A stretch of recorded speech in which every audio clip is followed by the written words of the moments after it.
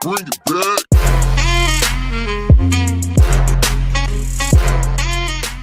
Hi guys, what's going on? I'm Evolos and today we are back with another episode of Total War Arena. So we are on to Tier 6 Barbarian Cavalry, the Gungnir Chargers. So before this I was playing with the Mounted Warband, the Tier 5 equivalent, which was the sort of armed sword infantry. They had sort of much heavier armour, they were equipped with chainmail, big shields and swords. But now we've moved on to Tier 6. In many ways I feel we've taken a bit of a step backwards in terms of quality, because we've lost quite a few things. One, we've lost shields, so this has rapidly reduced the missile block chance of the unit, so they're now a lot more vulnerable to enemy archers. Oops, not that button.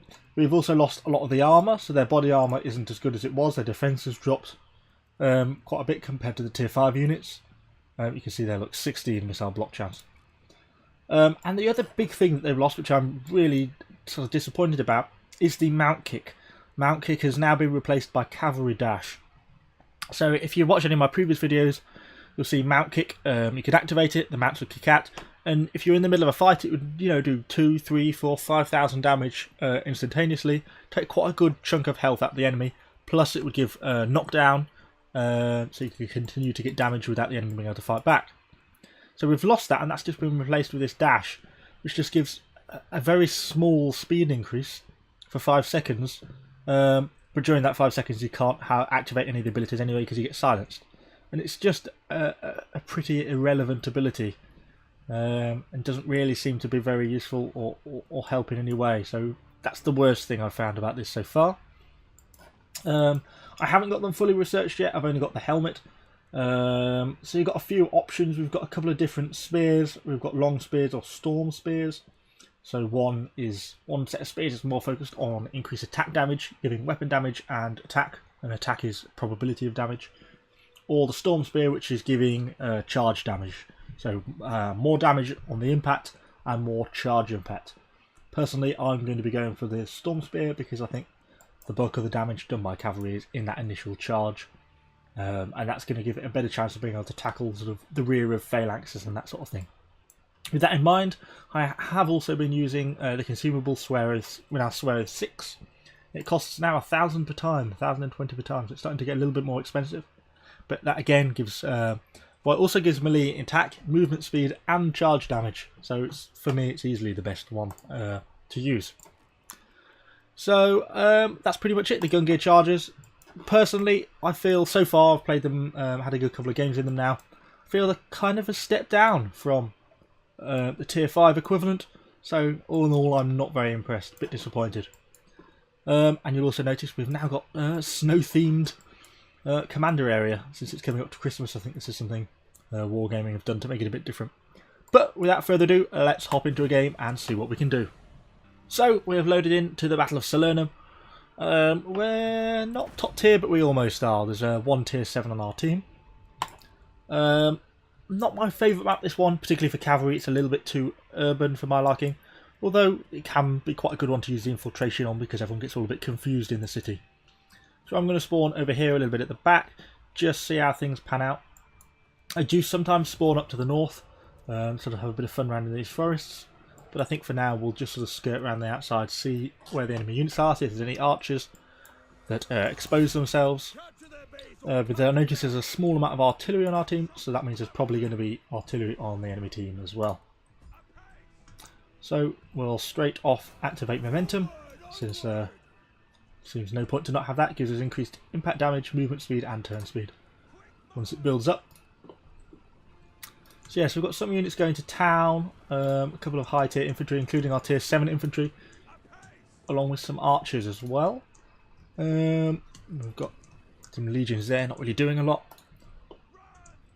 And some friendly cavalry up here advancing up to the flag. So we should get to see. So then we've got some phalanx. There's some enemy cavalry using infiltration up to the north. They could be a good one to target. Particularly as our artillery looks like they could be a little bit vulnerable here on the left. So let's keep an eye out for them. We can't really push through this forest very easily. So let's go around to this coastal road, see if we can see these enemy cavalry using infiltration. Here they are, look, they're Gungnir chargers. So I'm going to go for them, activate the charge. Oh, I got caught up in our own infantry. That was very silly. Let's try and get in on them. There we go, we've got a bit of an impact in the side. I'm going to activate Frenzy to try and get some damage. We're getting some damage on them, but they're also getting a reasonable amount of damage on us. We've also got some friendly spearmen in amongst the mix. Oh, look, one of their morale is pretty low. If we can get him to rout. Friendly spearmen are charging in. That's good. It's good, it's good, it's good. And one of them is routed. Brilliant. So make that our target. They're trying to escape. Okay, let's try and get after them. Going to activate our little irrelevant speed boost. See if we can catch up with them. Come on, don't stop, people. We seem to be catching them a little bit, which is good. Yeah, we're getting a little bit of damage on the back of them, rear flanking them. Try and keep up the pressure as they disappear into the woods. One of them standing and fighting, which is routed. So they've got one unit remaining. With just a couple of cavalry left. We're pretty good if we've pretty much wiped out their entire cavalry force and we've what, 20% damage on each unit. Try and cut across here.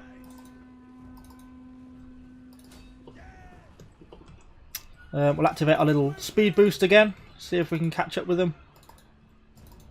If we get close enough, we can activate our charge.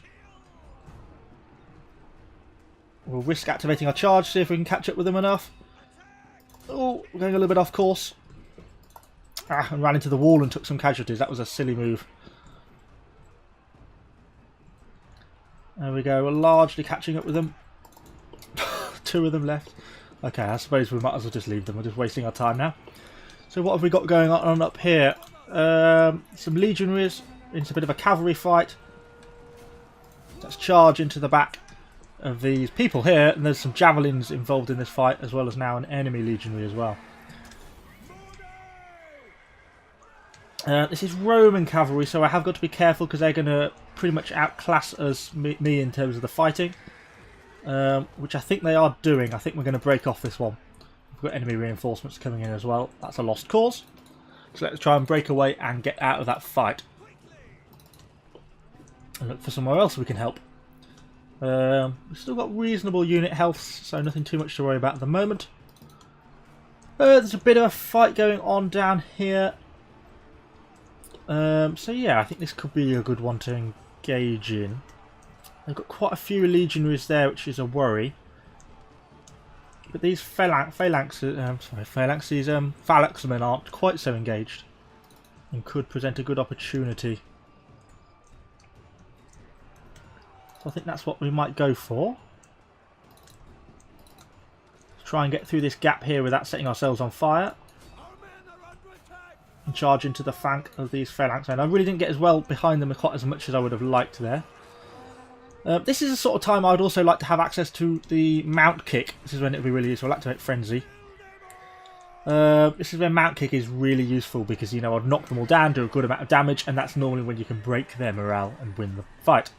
But looks like we've assisted enough these legionaries to get this win, and we didn't take too many casualties doing so. We'll just finish these last few people off, hopefully. I'm surprised they've not routed, really, given they're completely surrounded. Just a few of them left. There's a couple of phalanx men up here as well. They may come down and get engaged. Okay, so that's a victory there. Break away before these legionaries arrive. So what we've got, so we've got some enemy cavalry are going for our slingers. So let's move up, see if these people are going to stick around for a fight. So we'll activate our little mount boost and try and get involved to help our slingers here. Which have just routed that enemy cavalry unit straight away. That was a nice easy little kill there.